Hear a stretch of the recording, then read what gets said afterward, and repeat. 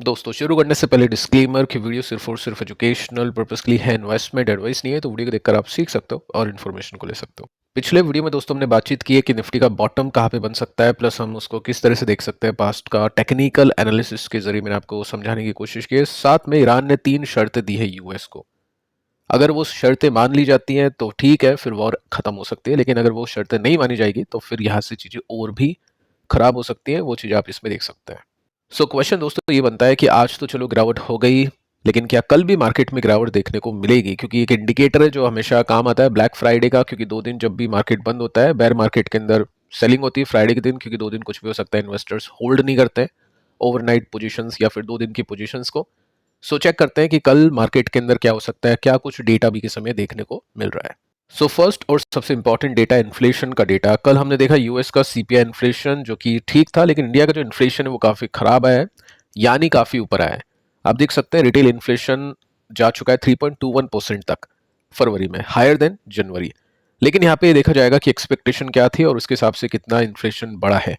सो आप देख सकते हैं 3.21% का इन्फ्लेशन है, एस्टिमेट थी 3.14% की।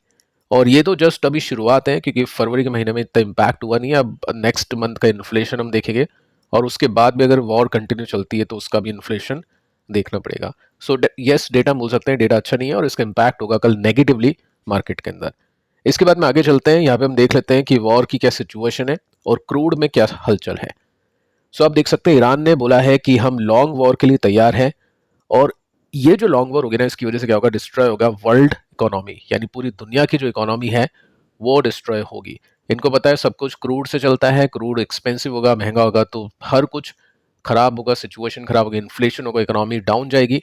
सो अगर लड़ना है तो लड़ो, लेकिन उसके बदले आपको इकोनॉमी खराब करनी पड़ेगी, ये ईरान ने बोला है। आगे चलते हैं, देखिए दोस्तों यहाँ पे आप नोट कर सकते हैं फर्स्ट हुआ क्या था। कल हमने देखा कि एक शिप है जो इंडिया आ रहा था, ठीक है, उसके ऊपर अटैक कर दिया। उसके बाद में इंडिया ने भी उसकी आलोचना की, उसके बाद में कुछ स्टेप लिए नहीं इंडिया ने। ऑब्वियस इंडिया भी स्टेप लेने की कंडीशन में है नहीं। स्टिल आप देखोगे ना तो यहाँ पे मेंशन कर रखा है कि ईरान की फॉरेन मिनिस्ट्री ने कहा है कि परमिशन मिल चुकी है इंडिया के ऑयल टैंकर को पास करने की हॉर्मुज के रास्ते से। अब ये न्यूज आती है जी बिजनेस में। अब जी बिजनेस में न्यूज आती है 10:26 के आसपास सुबह सुबह। और ये न्यूज़ बहुत अच्छी लगी इन्वेस्टर्स को, क्योंकि उस वजह से डेफिनेटली अपना फायदा होगा, अपनी जो प्रॉब्लम है वो थोड़ी सी कम होगी।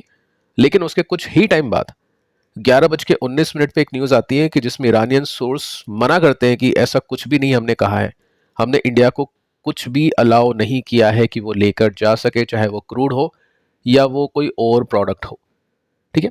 साथ में आप देख सकते हैं कि ईरान के ऑफिशियल्स ने डिनाई कर दिया है कि जो भी क्लेम यहाँ पे बोला जा रहा है, बताने की कोशिश की जा रही है कि इंडिया की जो ऑयल टैंकर है उसको जाने देंगे, ऐसा कुछ नहीं है। तो ठीक है, यहाँ पे हम बोल सकते हैं कि कुछ भी अलाउ नहीं किया है। पिछली बार हमने सुना, देखो यहाँ पे कंफ्यूजन भी होती है काफी ज्यादा। पिछली बार हमने सुना कि इंडिया को अलाउ कर दिया है, चाइना को अलाउ कर दिया, बाकी यूएस, इसराइल और जो बाकी जो आसपास की कंट्री है मिडिल ईस्ट में, उसको अलाउ नहीं किया है। अब इंडिया का शिप आता है लेकिन वहां पे उसको अटैक कर दिया जाता है। सो यहाँ पे अब ईरान ने साफ साफ कह दिया है कि कुछ भी इंडिया के लिए नहीं पहुंचेगा, कुछ भी एक्सपोर्ट इंपोर्ट का खेल इस रास्ते से तो नहीं चलेगा, और इंडिया के लिए ये रास्ता बहुत ज्यादा इंपॉर्टेंट है। सो ये एक नेगेटिव पॉइंट है। साथ में आप देख सकते हैं यहाँ पे मेंशन कर रखा है कि इंडिया नेगोशिएट कर रहा है ईरान के साथ में कि कम से कम हमारे जो 20 टैंकर्स वहां पे है उसको आने दो, क्योंकि वो 20 टैंकर्स ऑयल के हैं और उसकी काफी नीड है इंडिया को। डेली बेसिस पे नीड पड़ती है, 80 to 90% अपन इंपोर्ट करते हैं, तो इसके लिए यहाँ पे इंडिया ने नेगोशिएट किया है। साथ में आप देख सकते हैं कि आईई ने यहाँ पे वार्निंग दी है कि ये जो लड़ाई चल रही है ना, इस लड़ाई की वजह से लार्जेस्ट ऑयल मार्केट डिसरप्शन होने वाला है एवर, यानी अभी तक ऐसा डिसरप्शन देखने को नहीं मिला है। अभी तक क्रूड के प्राइस जस्ट अभी 90-100 तक पहुंचे हैं, लेकिन अगर ये सिचुएशन गंभीर होती है आगे और ज़्यादा एस्केलेट होती है तो जैसा कि ईरान ने कहा है वैसा पॉसिबल हो सकता है, $200 तक भी पहुंच सकता है, जो कि रशिया यूक्रेन से भी काफ़ी ऊपर होगा। सो ये जो भी न्यूज़ हम देख पा रहे हैं इसका इम्पैक्ट होने वाला है कल के दिन। बाकी ये न्यूज़ तो ओपन मार्केट के अंदर आ गई थी जिसका इम्पैक्ट आज हो गया, लेकिन जो इन्फ्लेशन का डेटा है वो मार्केट बंद होने के बाद में आया, तो इसका इम्पैक्ट आप कल देखोगे स्टॉक मार्केट में। साथ में देखिए दोस्तों, हम ये भी देख सकते हैं कि यहाँ पे इंटरनेशनल एनर्जी एजेंसी जो कि आईईए है, उन्होंने कहा है कि कुछ हफ्ते और कुछ महीने लगेंगे रीस्टार्ट होने में ऑयल और गैस के प्रोडक्शन को, जो कि प्री क्राइसिस लेवल से या प्री क्राइसिस लेवल तक के हो गए, यानी अभी जो क्राइसिस हुआ है उसके पहले तक अगर आपको प्रोडक्शन पहुंचाना है, स्टार्ट करना है, तो 2 हफ्तों से लेकर कुछ महीने लग सकते हैं, और वो तो अभी की सिचुएशन के हिसाब से बता रहे हैं। अगर चीज़ें और ख़राब होती तो यहाँ पे ये जो टाइम फ्रेम है और बढ़ेगा। अब मार्केट इसी को प्राइस इन करने की कोशिश कर रहा है। क्वेश्चन आता है कि चीज़ें अगर सॉल्व हो गई, लड़ाई रुक गई, तो भी कितना टाइम लगेगा? लड़ाई रुकने के बाद भी दोस्तों डैमेज होगा, क्योंकि यहाँ पे जो चीज़ों को सेटल करने के लिए कम से कम कुछ महीनों का टाइम लगेगा। अब ये डेटा काफ़ी इंपॉर्टेंट है, जिससे अपने को आइडिया लग जाता है कि इक्विटी में अभी भी हो सकता है गिरावट देखने को मिले, ताकि उस हिसाब से अपन चीज़ों को प्लान कर सकें और अपने को शॉक नहीं लगे कि यार ये मार्केट के अंदर क्या हो गया। ठीक है, तो खराब न्यूज़ है ये भी, और इसको इस हिसाब से देखना चाहिए। आगे चलते हैं। आप देख सकते हैं इंडिया अब उस सिचुएशन पे पहुंच चुका है कि इंडिया के पास में जो क्रूड है, यूरिया है, उसकी कमी हो चुकी है, गैस की कमी हो चुकी है।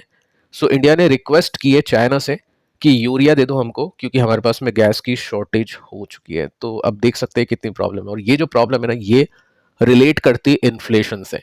अभी का इन्फ्लेशन डेटा आपने देख लिया, 3.14 की एक्सपेक्टेशन 3.21% का है, ज़्यादा कुछ खास गैप नहीं है। लेकिन अगला जो इन्फ्लेशन डेटा आप देखोगे वो यहाँ से बहुत ही डरावना होगा, और उसका इम्पैक्ट काफ़ी ख़राब हो सकता है। अब देखो यहाँ पे ईरान ने तो बोल दिया है कि कुछ भी तेल, हम 1 लीटर तेल भी पास नहीं करने देंगे। हम तो सीधा यहाँ पे प्राइस टैग लगा चुके हैं $200 पर बैरल का, इतना तो हम पहुंचा के ही मानेंगे। उसके साथ में हम ये देखते हैं कि अभी की जो सिचुएशन है इन्फ्लेशन की, वो कितनी ज़्यादा खराब है, और उसका इम्पैक्ट कल के मार्केट में कैसा हो सकता है।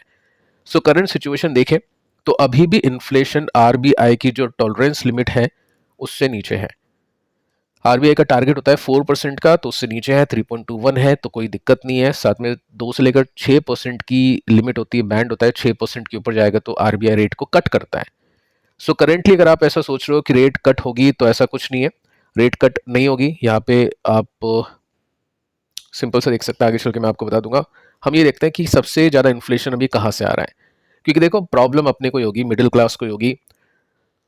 स्टॉक्स अपने गिरेंगे, हजारों लाखों करोड़ की जो भी पोर्टफोलियोज है, कुछ गिर भी गया तो भी उनकी लाइफस्टाइल चेंज नहीं होगी। लेकिन अपने पोर्टफोलियोज नीचे जाने पर, अपने पैसा अटकने के बाद में काफ़ी सारी चीज़ें चेंज हो जाती है।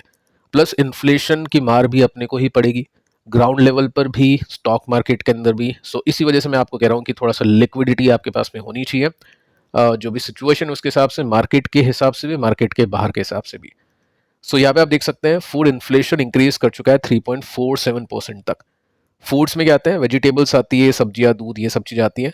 सो ये इंक्रीज करिए, और ये तो अभी इंक्रीज करिए तब जाके, जब क्रूड इतना महंगा हुआ नहीं एक्चुअली। अगर ये और महंगा होगा तो यहाँ से और भी ज़्यादा इंक्रीमेंट आपको देखने को मिलेगा। फ्यूल एंड एनर्जी, अभी तक ऐसा हुआ नहीं कि पेट्रोल एकदम से बढ़ चुके हैं, लेकिन चांसेस बहुत ज़्यादा है अपनी सरकार को देखते हुए कि जितना क्रूड उनको महंगा पड़ेगा, उससे ज़्यादा क्रूड अपने को, यानी जो पेट्रोल है, अपने को महंगा पड़ेगा।